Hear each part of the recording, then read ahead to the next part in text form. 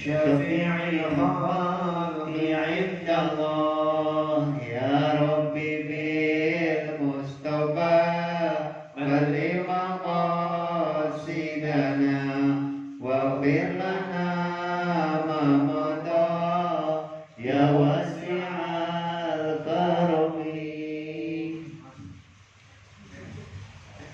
اللهم صل وسلم وبارك عليه وعلى آله وأصحابه.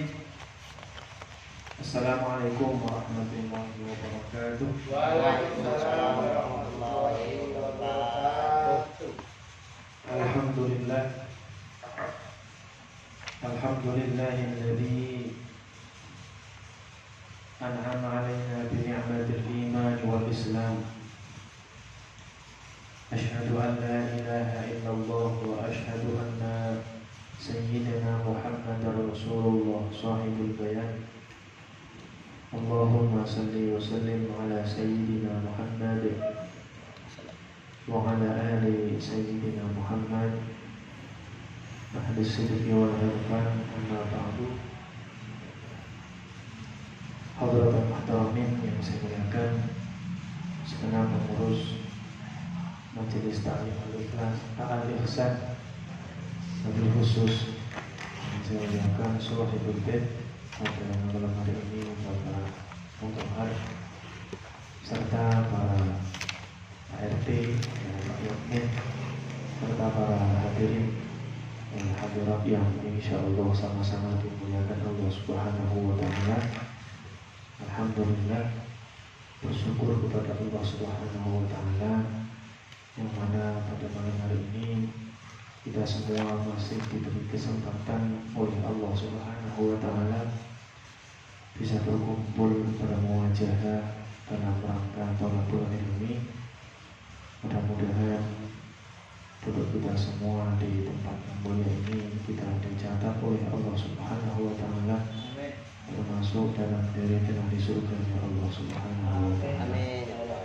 Yang kedua, sholawat serta salam semoga tetap tercurahkan kepada junjungan alam Nabi Agung Nabi besar Muhammad sallallahu alaihi wasallam yang telah membimbing kita semua, membimbing umatnya dari zaman jahiliyah menuju zaman yang terang benderang, yaitu addinul Islam.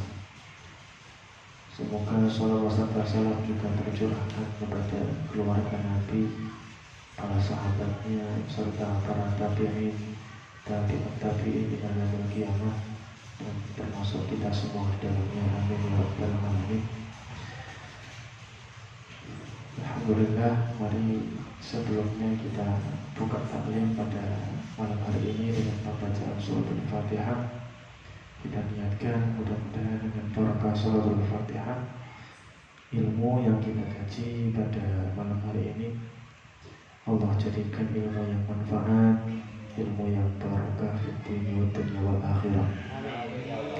Serta dengan barakah suratul Fatihah mudah-mudahan kita semua, keluarga kita, anak istri kita selalu diberikan kesehatan oleh Allah Subhanahu wa Ta'ala serta keistiqomahan dalam thalabul ilmi, serta apa yang menjadi hajat kita semua, baik hajat duniawi maupun hajat ukhrawi, segalanya dimudahkan, dilancarkan dan diijabah oleh Allah Subhanahu wa Ta'ala.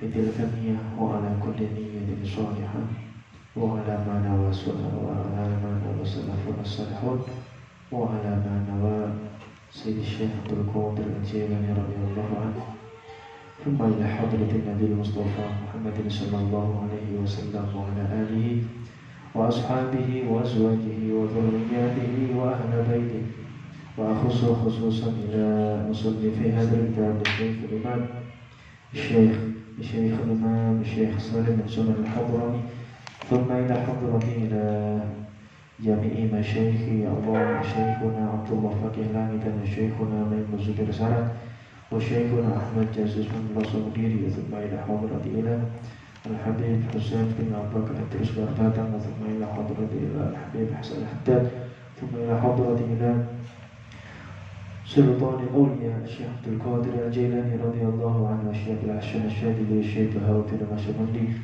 والشيخ العباس والجنيدي الشيخ أحمد رفاعي والشيخ البدوي والسائر السقطي والسنقرني ثم إلى حضرة خصوصا إلى جميع العافية المكان في برها وبحرها خصوصا الذين في القرية من فتح الدار أعوانا ثم إلى حضرة إلى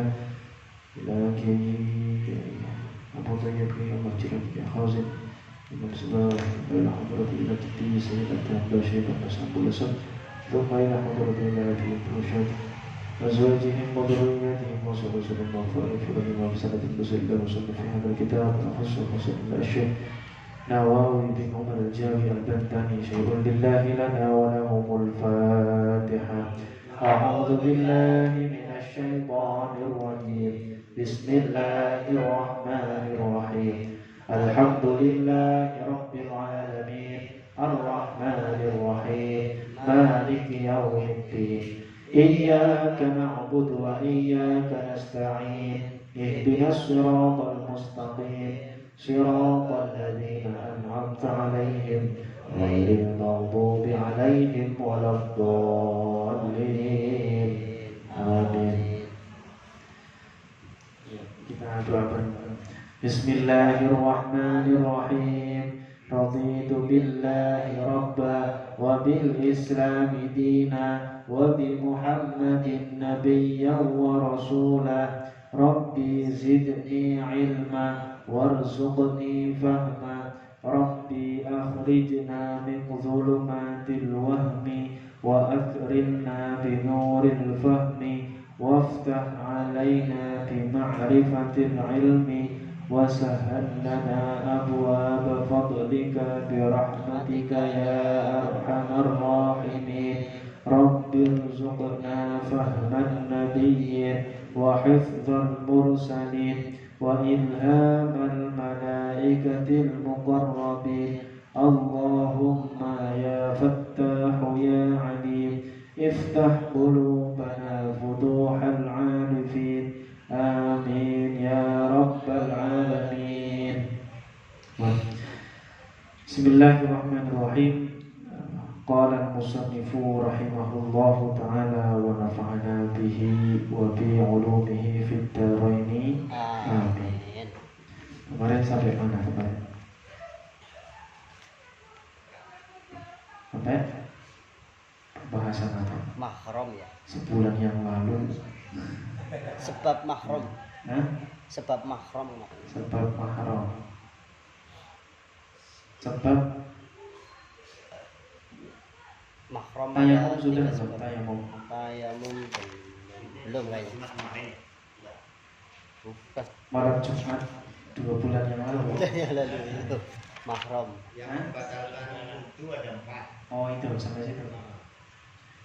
Yang membatalkan wudu. Yang diharamkan bagi orang yang tidak punya wudu apa yang membatalkan wudu? Yang membatalkan wudu. Yang membatalkan wudu. Nawaqidul wudu'i arba'atu asya. Itu sudah belum? Hah? Apa itu? Jadi yang membatalkan wudu ada 4 sudah belum? Sudah. Sekarang kita membahas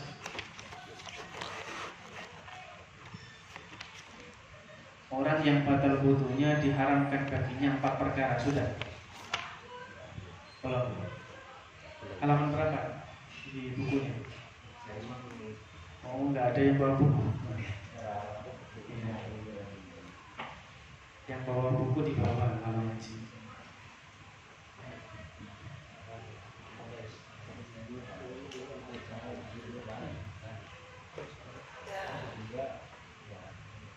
Nah ya, bismillahirrahmanirrahim. Man intaqadha wudu'uhu haruma alaihi arba'atu asya. Itu ya. Udah ketemu belum? Udah ketemu belum? Pasal yang membatalkan. Faslun man intaqadha wudu'uhu haruma alaihi arba'atu asya. Ya, pasal yang membatalkan itu ya. Bukan. Bukan. Sesuatu yang diharamkan bagi orang yang tidak punya wudu.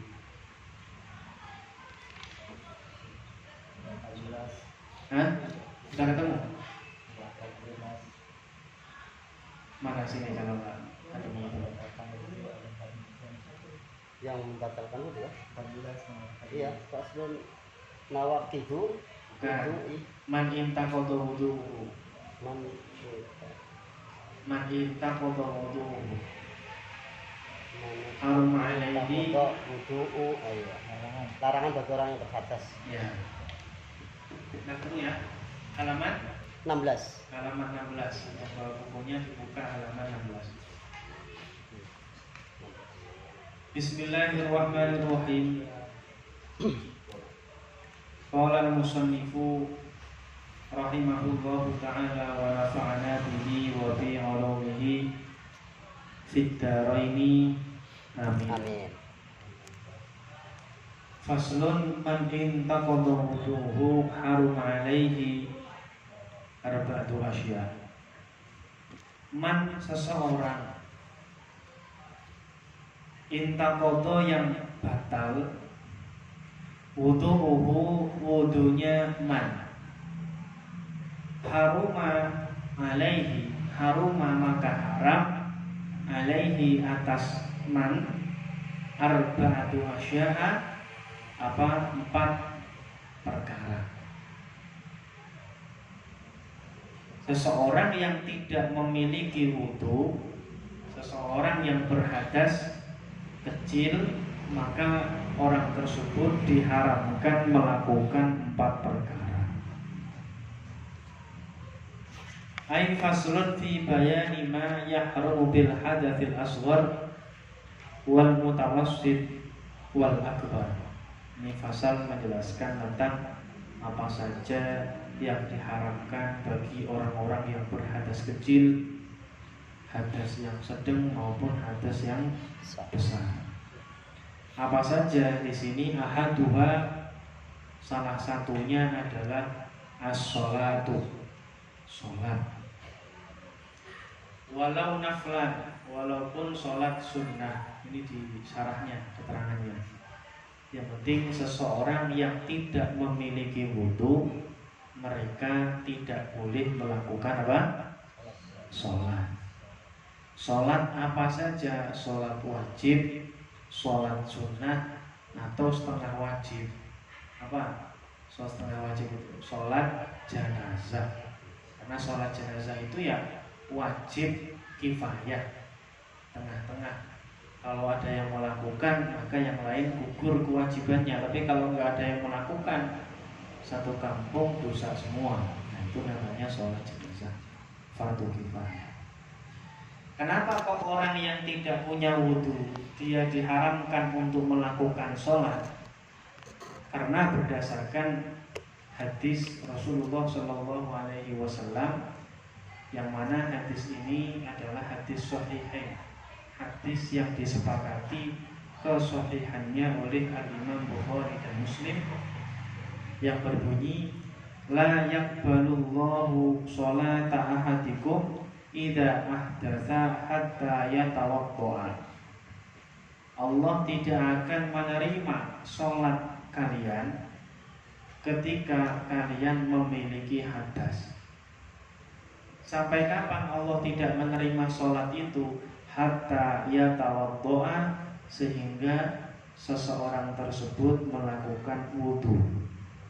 Jadi kalau sholat yang dilakukan dia dalam keadaan tidak punya wudu, maka sholatnya tidak sah.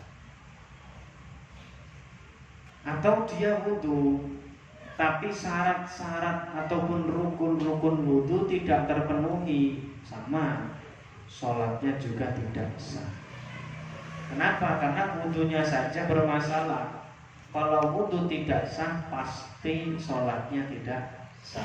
Makanya di sini sangat penting sekali kita mempelajari bagaimana cara wudu, sehingga ketika wudu kita sudah sah, sudah sesuai dengan aturan-aturan fikih, maka otomatis sholat kita pun insya Allah bisa diterima oleh Allah. Tapi belum tentu. Kenapa belum tentu? Karena sholat pun ada syarat-syaratnya. Gak asal sendakep, jungkar, jungkir begitu enggak. Tapi ada ada tata caranya, syarat-syaratnya. Ya, saya berharap jamaah Al-Ihsan ini harus bisa wudu dengan benar gitu. Lomba Agustusan lomba wudu ya. Ya gitu ya, Agustusan lombanya lomba wudu. Jadi sekalian belajar praktek cara wudu yang benar. Ini penting. Tapi sudah belum itu? Wudu sudah belum? Pembahasan cara wudu sudah ya? Pembahasan wudu. Sudah kayaknya. Itu sudah selesai. Tinggal prakteknya. Iya, tinggal prakteknya yang belum. Ya, mandi besar juga sudah, wudu juga sudah. Tapi kalau nggak paham ya sayang. Ya, harus paham. Praktek belum. Harus paham. Hadisnya itu. Jadi Allah tidak akan menerima sholat kalian selama kalian dalam keadaan hadas, sampai kalian mau melaksanakan wudu, baru Allah bisa menerima.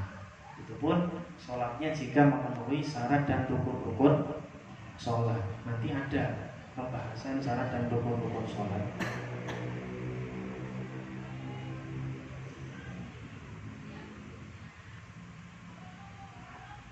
Disampai dia berwudu, fayak baru sholatahu illa ala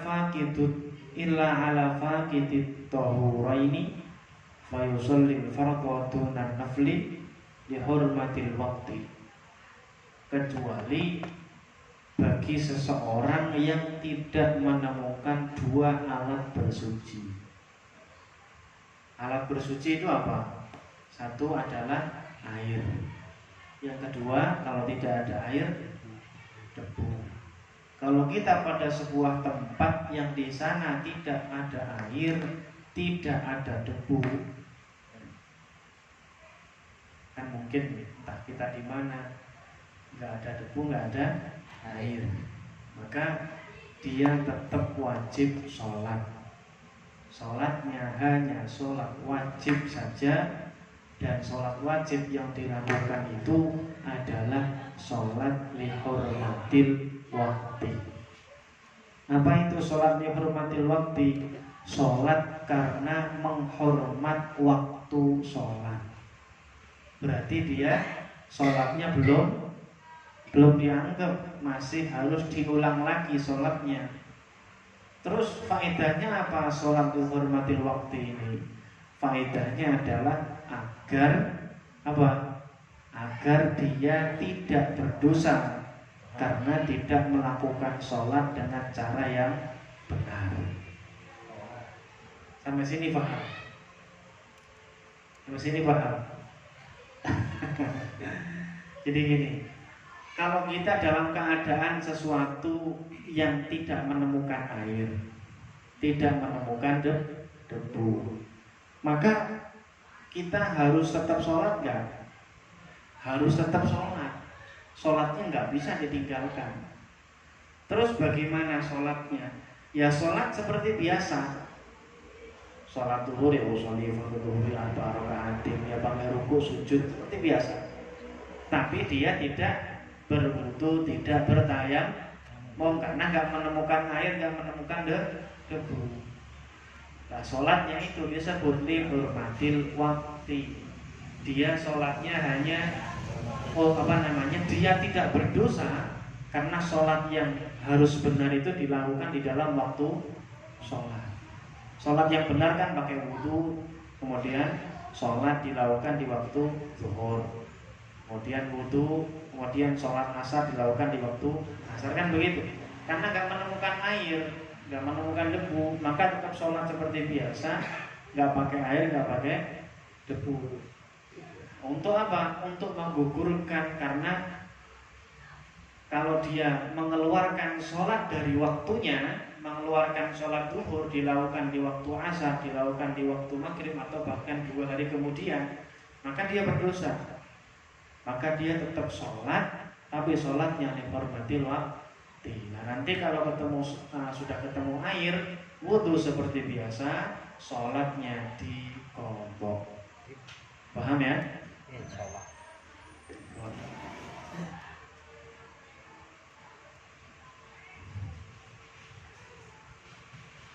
Wa yaqdi idza qadara ala salatihima, dan tetap diqadha salatnya. Wa fi makna sholat, termasuk satu makna dengan sholat.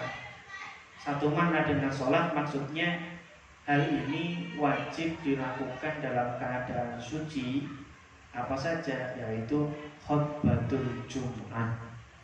Khutbah Jum'ah. Khutbah Jum'at itu kita sebagai khotib juga harus memiliki wudu. Kalau tidak wudu maka khutbahnya tidak sah. Paham ya? Khutbahnya tidak sah. Terus wasajdatut tilawati wasyukri, sujud tilawah dan sujud syukur ini juga harus dalam keadaan memiliki wudu. Sujud tilawah contohnya apa? Ketika kita baca Al-Quran, kemudian kita menemukan ayat sajadah, itu seseorang yang membaca ayat sajadah sunnah bagi dia untuk melakukan sujud tilawah. Sujud yang dilakukan sebab tilawati ayatis sajadah, sebab dia membaca ayat sajadah, maka dia sunnah sujud tilawah. Nah, sujud tilawah itu dilakukan dia dalam keadaan harus memiliki wudu. Sujud tilawah itu bisa jadi dilakukan di dalam sholat, bisa jadi dilakukan di luar sholat.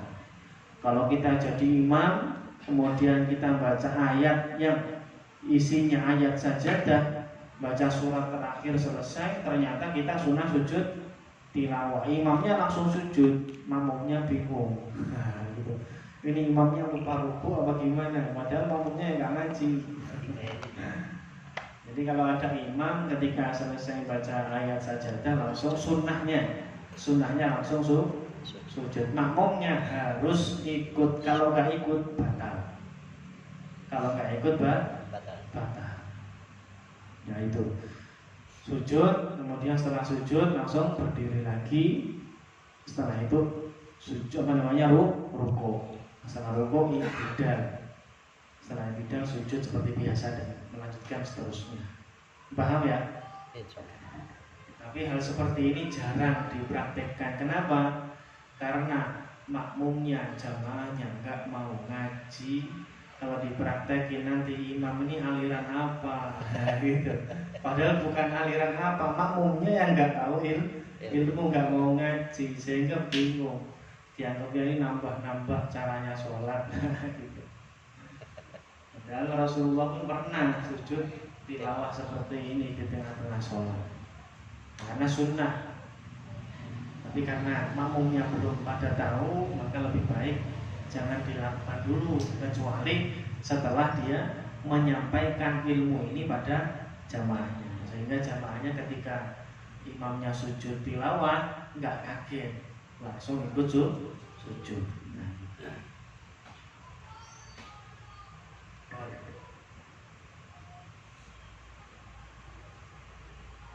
Kemudian sujud syukur.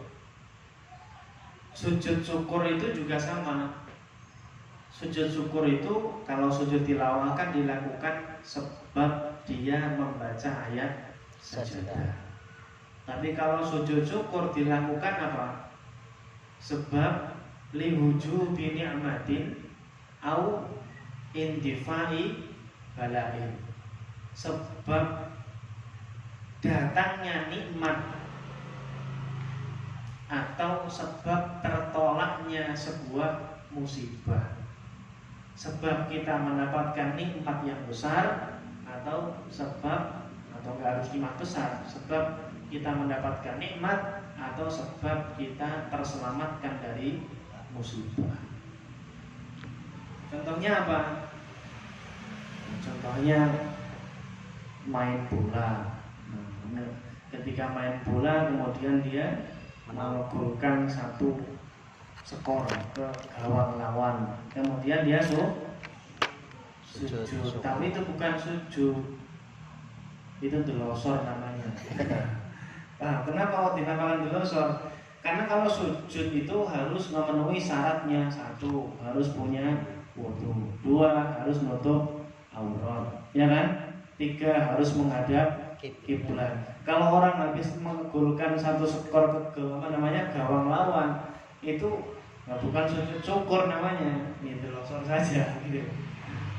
Karena kalau sujud syukur itu ada takbirnya, Allahu Akbar langsung sujud. Nah itu. Kalau orang itu kan enggak langsung main sujud saja kan gitu, ya kan? Jadi sujud syukur pun itu ada ilmunya, enggak asal-asalan sujud syukur. Nah itu. Atau seumpama dapat kabar, wah nanti berangkat haji, besok berangkat haji 2 hari lagi, wah dapat kabar nih yang sangat besar, nikmat yang besar, akhirnya sujud syukur. Nah, tapi tetap harus punya wudu, menghadap kiblat untuk aurat. Paham ya? Yang dibaca apa? Sajadah wajhiwan lillazi khalaqa khalaqa wa syaqqa sam'ahu wa basarahu, terus bihaulihi wa quwwatihi. Itu sujud tilawah, sujud syukur juga dilakukan harus dalam keadaan mempunyai wudu. Jadi kalau orang tidak punya wudu, maka dia juga tidak boleh sholat, nggak boleh khutbah, nggak boleh sujud syukur, nggak boleh sujud tilawah. Paham ya? Jadi orang yang nggak punya wudu nggak boleh sholat. Kemudian apalagi wat-tawafu. Orang yang tidak punya wudu maka dia tidak boleh melaksanakan tawaf. Muternya startnya itu dari Hajar Aswad, selesainya juga Hajar Aswad. Memutar ke arah kiri melawan arah jarum jam. Ini Ka'bah nih, Hajar Aswad di sini. Di sini Hijr Ismail yang buletan separuh itu.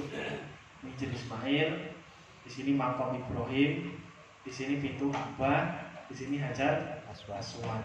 Nah, orang ketika mau tawaf itu Hajar Aswad kan di sini pojok sini ya kan, ada garisnya biasanya. Kalau sampai yang memperhatikan, biasanya di sini itu ada kayak lampu hijau, ya kan? Ada lampu hijau. Nah itu garis Hajar Aswad ke lampu hijau itu batas. Ini Hajar Aswad di sini, lampu hijaunya di sini. Jadi sampean kalau mau tawaf jangan kelewat sini, atau jangan sebelum Hajar Aswad, harus pas dipancer-pancer lampu hijau dan Hajar Aswad dari sini. Muternya ke arah kiri. Jadi Ka'bah itu harus selalu di kiri kita dari sini. Ini ya, harus di arah kirinya. Di arah kirinya terus. Jadi Ka'bah harus selalu di arah kiri. Dan niatnya harus tawaf. Kalau niatnya beda, maka harus diulang. Sama di sini dia mulai niat tawaf. Di sini biasanya gimana? Biasanya kan kalau bisa menghadapkan dada ke arah Hajar Aswad, dihadapkan dadanya. Kalau nggak bisa cukup dengan isyarat. Bismillahirrahmanirrahim. Bismillahirrahmanirrahim. Setelah itu jalan. Ketika nyampe sini ternyata ada perempuan cantik. Nah, itu seumpama. Yang dia. Nah, ini pacar saya di pacar saya. Dikejarlah perempuan itu sampai ke sini. Maka dari sini ke sini, ini karena niatnya ngejar cewek, maka harus diulang lagi mulai dari sini, bukan dari sini. Kan dari sini sampai sini niatnya benar, tapi dari sini ke sini niatnya sudah beda lagi. Nah ini Pak, ini perlu ngaji, perlu ilmu. Ketika kita melakukan ibadah, apalagi ibadah haji itu ibadah badaniyah. Itu perlu dengan ilmu. Jadi ketika tawaf niatnya ya harus tawaf. Dan tidak boleh tangannya megang-megang Ka'bah, nggak boleh, malah batal sholatnya. Apa? Tawafnya malah batal, nggak sah. Kenapa? Karena ketika kita megang Ka'bah itu kan di belakangnya kan Ka'bah, di sampingnya kan ini Ka'bah nih. bawahnya kan kayak ada miring begini, ya kan? Ini di sini loh, di sini kayak ada miring begini, di sini miring begini, di sini ada miring begini, ya kan? Itu untuk apa biasanya? Kalau orang itu mau nyium Hajar Aswad dari sini, di sini nempel, naik yang miring begini, naik di sini, kemudian maju sedikit terus kadang setengah jam gitu berdiri. Nanti lama-kelamaan kita akan desek, karena yang di sini juga desek. Kita akan maju dikit. Yang depan juga orang ngantri nyium Hajar Aswad. Ini caranya begitu. Kalau pengen bisa. Di sini kemudian ketika nyampe sini langsung nyium Hajar Aswad. Terus keluarnya bagaimana? Keluar itu gampang. Yang susah itu masuknya. Kalau niat enggak itu Ustaz, kalau apa? Niat enggak ada niat enggak kalau enggak ada dosanya. Ya kalau mesti niat ya harus mesti niat saya mau pengen Hajar Aswad harus benar-benar. Oh gitu. Enggak ada niat khusus. Niat khusus enggak ada.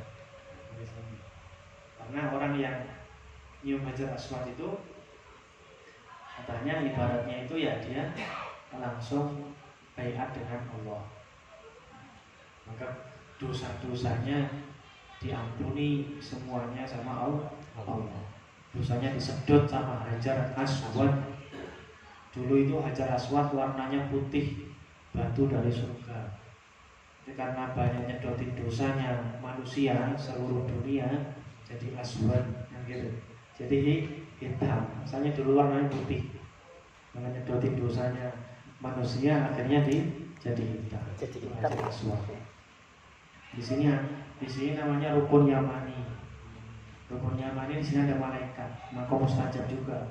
Ini Hajar Aswad, ini pintu Ka'bah, lah ini Rukun Yamani. Juga sama. Kita sunnah doa di sini di pojok. Apa namanya Rukun Yamani. Nah intinya kembali lagi, tawaf pun harus memiliki wudu. Kalau nggak punya wudu nggak sah. Tawafnya itu nggak sah.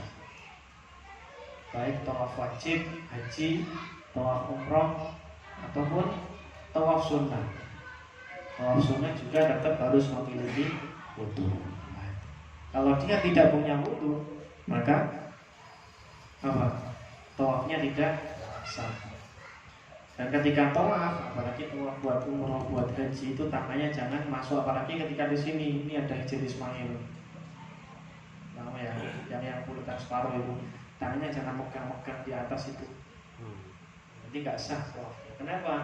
Karena tawaf itu harus di luar Ka'bah. Nah, bulatan separuh itu masih wilayah Ka'bah.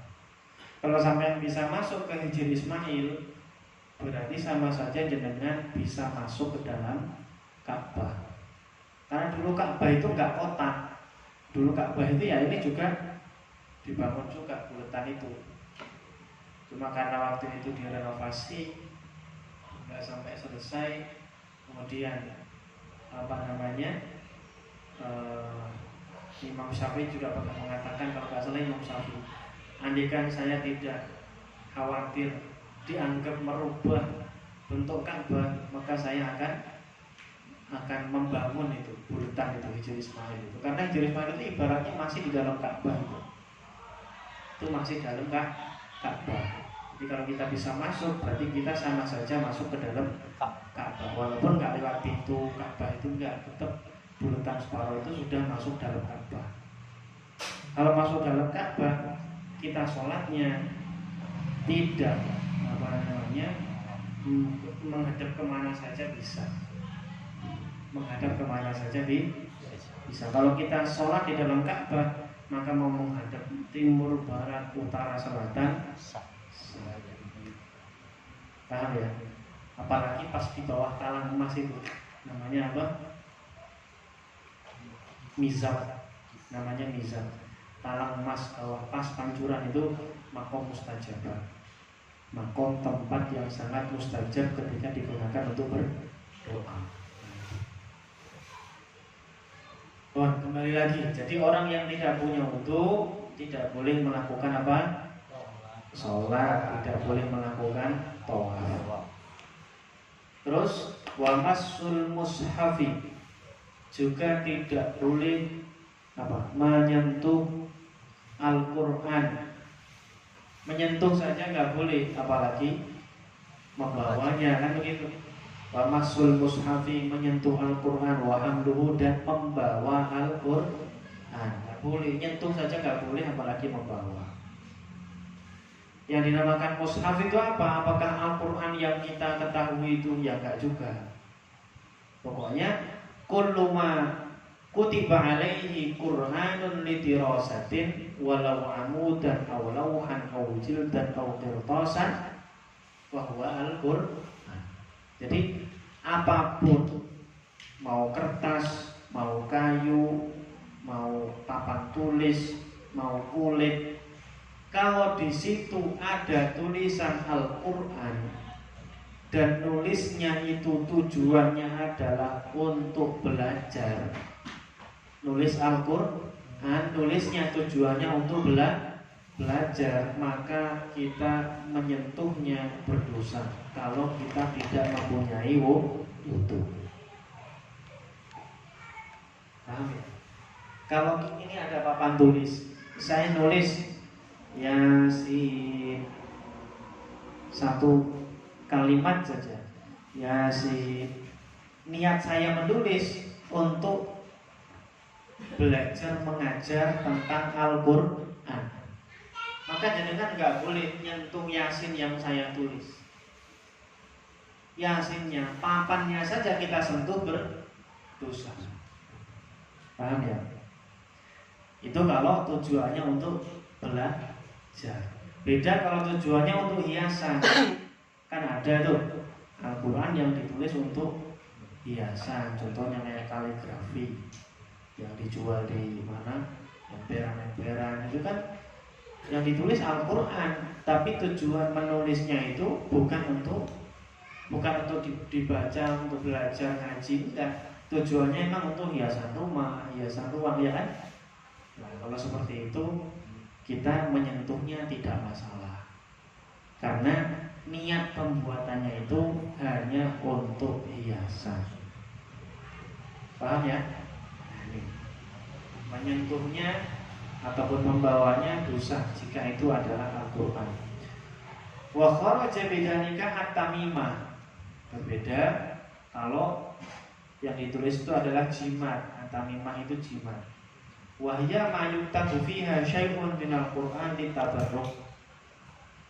Yaitu sesuatu yang ditulis di dalam kertas atau kayu, yang mana tujuannya adalah untuk ta'alluq, untuk mengambil barokah. Untuk mengambil barokah. Contohnya kayak nulis bismillah. Berapa kemarin? 313 ya? Ada yang nulis kayak Gak kuat. Meme-nya gagal. apa? Meme-nya gagal. Meme-nya? Akhirnya pendek kamu. Meme-nya apa? Iya, enggak bulat, bolong. Oh, iya. Enggak dapat. Jadi harus hati-hati, meme-nya dibolong. Kita mati malaikatnya di situ. Nah, masalah. Jadi gitu ya. Kalau bisa bahasa Arab. Sebenarnya pelan-pelan saja. Nah, itu apa namanya? Kalau nulis bismillah yang seperti itu, tujuannya kan bukan untuk buat belajar, ya kan? Tujuannya untuk apa? Tujuannya kan buat jimat. Nah, kalau seperti itu nggak masalah dipegang. Tujuannya untuk jimat, dipegang nggak masalah. Tapi kalau nulis-nulis seperti itu jangan dibawa ke kamar mandi, jangan dibawa ke jamban, boleh. Nanti malaikatnya hilang. Itu. Hanya nulis, itu dilempit, jangan dibuka-buka lagi. Setelah itu apa di ngamen. Kalau dimakan malah dosa. Dosa kalau dimakan. Soalnya apa? Kertasnya ada tulisan Allah di situ. Kalau dimakan nanti masuk ke perut bercampur dengan najis, ya kan? Sama saja mengotori lafaz Allah, nggak boleh dosa. Yang boleh itu apa? Yang boleh itu kalau ditulis di piring, ya Allah ditulis satu piring penuh, kemudian kasih air, jadi kan tulisannya jadi ya kan, dihilang karena kena air itu diminumkan boleh kalau itu boleh. Tapi kalau kertas nggak boleh dimakan. Jadi kalau tulisan untuk tamimah, untuk jimat seperti itu, kita memegangnya tidak punya wudu pun juga boleh, tidak masalah. Wa ta'allaq 'ala ra'si, yang dicantolkan di kepala, di dalam peci, maka fala yahrumu masuha wala hamluha, maka tidak haram menyentuhnya, membawanya, enggak haram. Malam tusamma mushafan urfan, selama itu tidak dinamakan mushaf secara umumnya. Faida kutibal Qur'anu kulluhu la yuqalu lahu tamimatun walau sahura wa in qasada dzalika fala ibrata li qasdi. Kalau yang ditulis Al-Qur'an secara keseluruhan walaupun kecil, tetap itu namanya Al-Qur'an. Nah, enggak bisa dikatakan jimat. Makanya ada istilah Quran Istanbul. Quran Istanbul pernah dengar nggak? Quran yang kecil itu loh, yang segini, satu jempolan. Quran Istanbul. Itu isinya Al-Quran dari awal sampai akhir. Tetap itu namanya Al-Quran Mushaf. Nggak bisa dikatakan jimat kalau itu, karena semuanya Al-Quran ditulis. Nah, itu.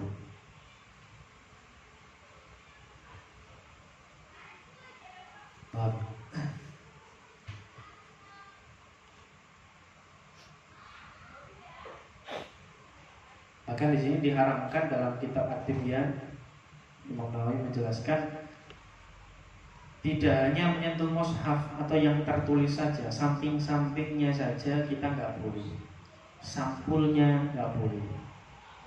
Kemudian kantong yang digunakan untuk menyimpan Al-Quran nggak boleh. Suntuk kotaknya yang digunakan untuk menyimpan khusus Al-Quran juga tidak boleh. Itu pendapat yang Imam Nawawi itu.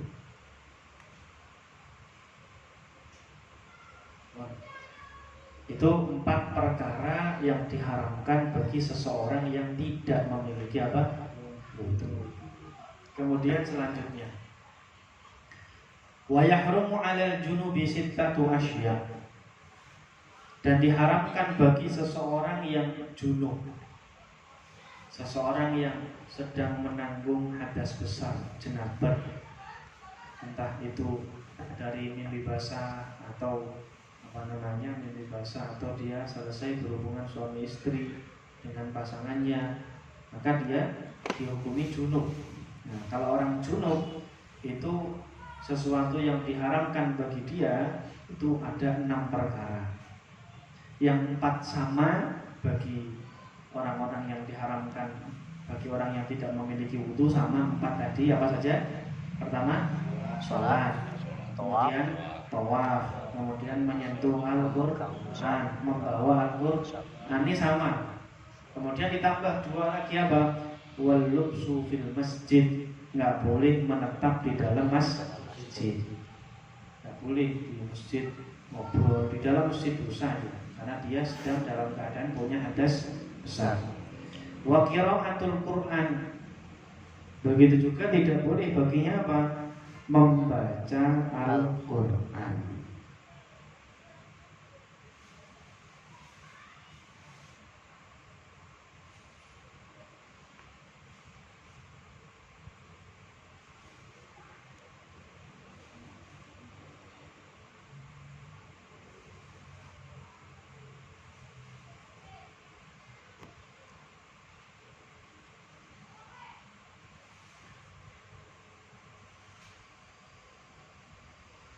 Jadi itu. Bagi orang yang sedang memiliki hadas besar ditambahkan 2, yaitu menetap di dalam masjid dan membaca Al-Quran.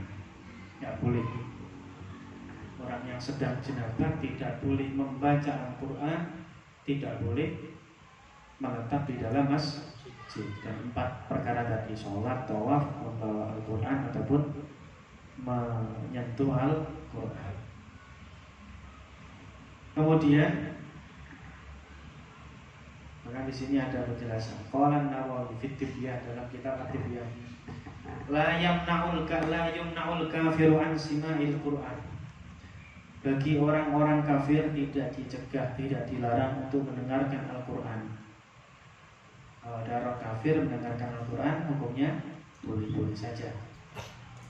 Sebagaimana firman Allah, wa in ahadun minal musyrikin istajaraka fa'jirhu hatta yasma'a kalam Allah.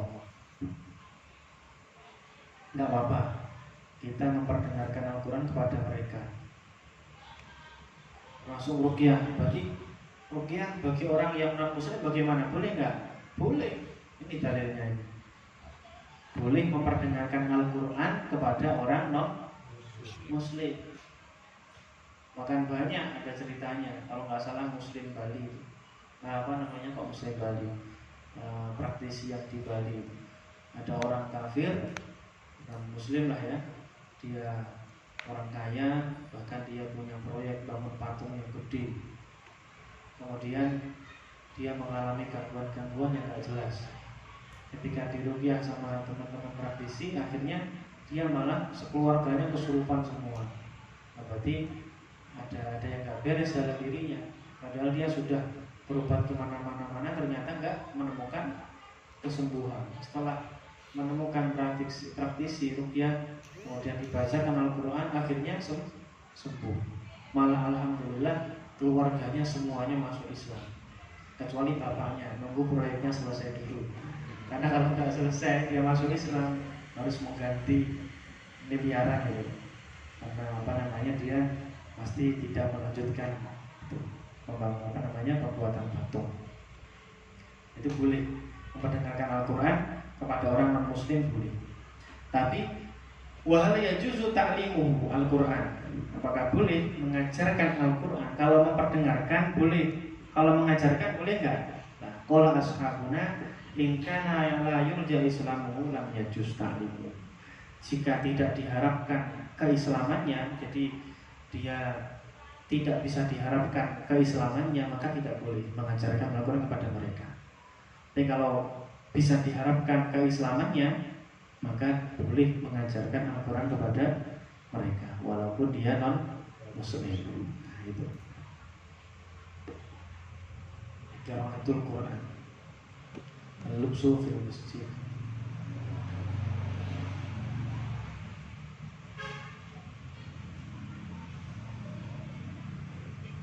Masjid itu apa? Masjid itu ya mawuqifal shalah, sesuatu yang diwakafkan untuk sholat.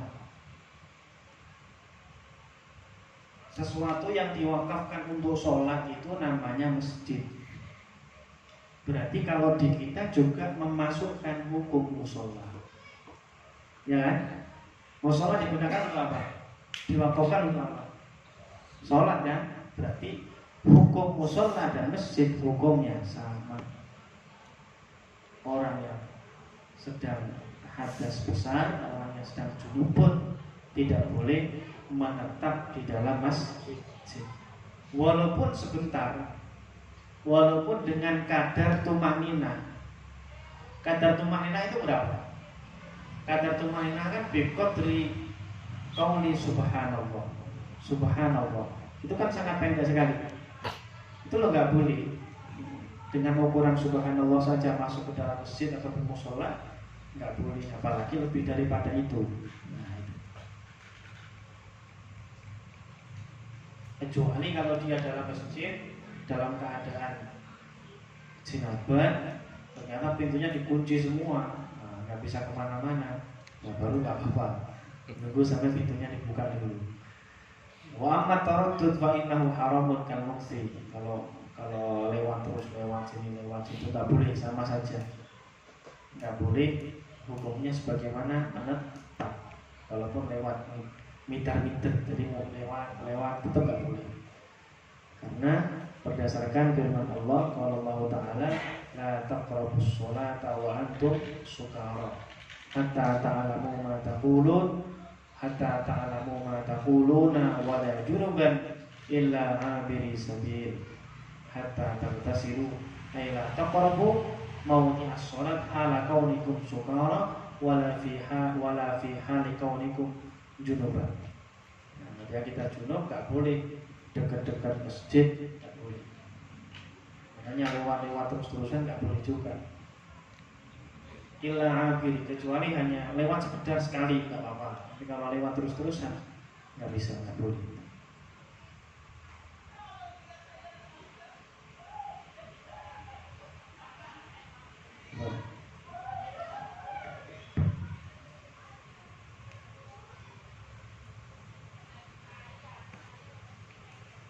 Ini khusus untuk umatnya Kanjeng Nabi. Kalau Kanjeng Nabi walaupun junub boleh. Nah, di sini wa amman Nabi sallallahu alaihi wasallam fa yahillu mukthuhu bil masjid junuban. Kalau Kanjeng Nabi boleh di dalam masjid dalam keadaan junub. Wa huwa min khasaisihi sallallahu alaihi wasallam. Ini termasuk kekhususan Rasulullah. Di anna ihtiyajahu lil masjid aktsara li nashri sunnah. Karena kebutuhannya Rasulullah pada masjid itu lebih banyak untuk menyebarkan sunnah-sunnah. Walaupun beliau dalam keadaan junub, tapi kan orang lain nggak tahu, ataupun tahu pun nggak apa-apa, khusus Kanjeng Nabi.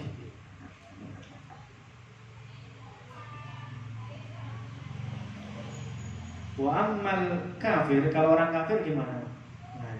Fala yamna'u minal muqsi fil masjid junuban li'annahu la ya'taqidu hurmatahu wa in harama 'alaihi li'annahu mukhatabun bi furu'i syariah. Kalau orang kafir tidak dicegah untuk menetap di masjid dalam keadaan junub karena dia tidak meyakini keharamannya. Wa la yajuzu lahu dukhulul masjid walau huwa junubin illa bi idzni muslimin balighin ma'al hajat. Kalau mau masuk ke dalam masjid maka harus mendapatkan izin dari seorang muslim yang balik serta masuk masjidnya ada hajat. Kalau tidak ada hajat tidak boleh. Yang terakhir qiraatul Quran, yaitu membaca Al-Quran. Membaca Al-Quran juga sama, tidak boleh bagi orang yang junub. Wa syurutu hurmatiha sab'atu syurut. Al-awwalu qaulul qiraah bil lafzi. Enggak boleh membaca Al-Qur'an dengan melafadzkan Al-Qur'an. Termasuk dari melafadzkan adalah isyarah. Isyarah bagi orang-orang al-akhras. Akhras itu orang yang apa? Bisu ya, orang yang bisu. Kemudian dia membaca Al-Qurannya dengan isyarah. Isyarah yang bisa memahamkan. Itu nggak bisa. Jadi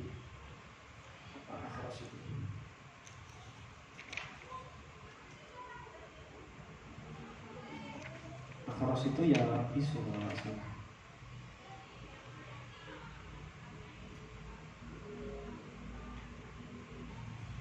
Iya, orang bisu.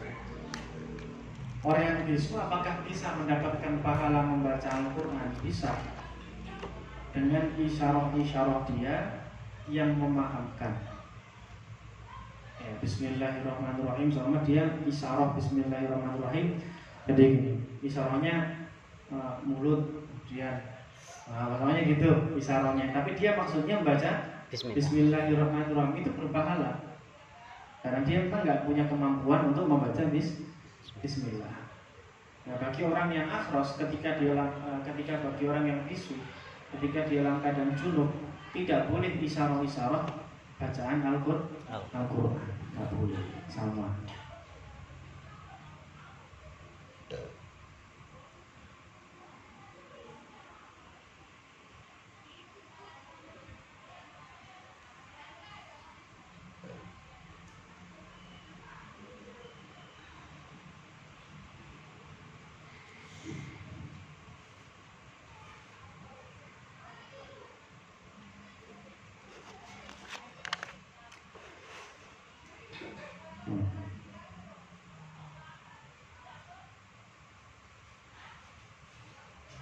Wa yahrumu bil haid. Sedikit lagi. Diharamkan bagi orang yang haid. Bagi orang perempuan yang haid. Kalau tadi kan seseorang yang junub. Junub itu ya hadas besar, haid itu juga hadas besar, tapi beda. Kalau junub ini ya berlaku bagi laki-laki atau perempuan ketika mandi basah atau selesai berhubungan suami istri, itu namanya junub. Kalau haid ini lebih khusus lagi bagi perempuan, haid ataupun nifas. Diharamkan bagi perempuan yang haid atau perempuan yang nifas juga, yaitu asyuratu asya 10 perkara. Sholat sama kayak tadi, sholat gak boleh, tawaf tidak boleh, menyentuh Al-Quran, membawa Al-Quran ini kan sama nih. Walubsu fil masjid, menetap di dalam masjid, kalau lewat terus-terusan gak boleh. Wa qiraatul Quran, membaca Al-Quran. Ini karena kalau haid, kenapa bagi orang haid gak boleh di dalam masjid? Karena ini ada hadis Rasulullah. Beliau bersabda, la uhillul masjida li haidin wala li junubin. Rawahu Abu Dawud. Saya tidak menghalalkan masjid bagi perempuan haid atau seseorang yang junub. Ini riwayat Abu Dawud.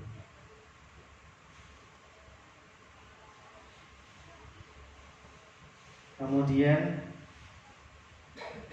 menetap di masjid nggak boleh, lewat aja nggak boleh, apalagi khawatir menetesi darahnya itu di dalam masjid, nggak boleh. Terasnya nggak boleh. Apa? Teras masjid juga nggak boleh. Teras masjid, rohbah.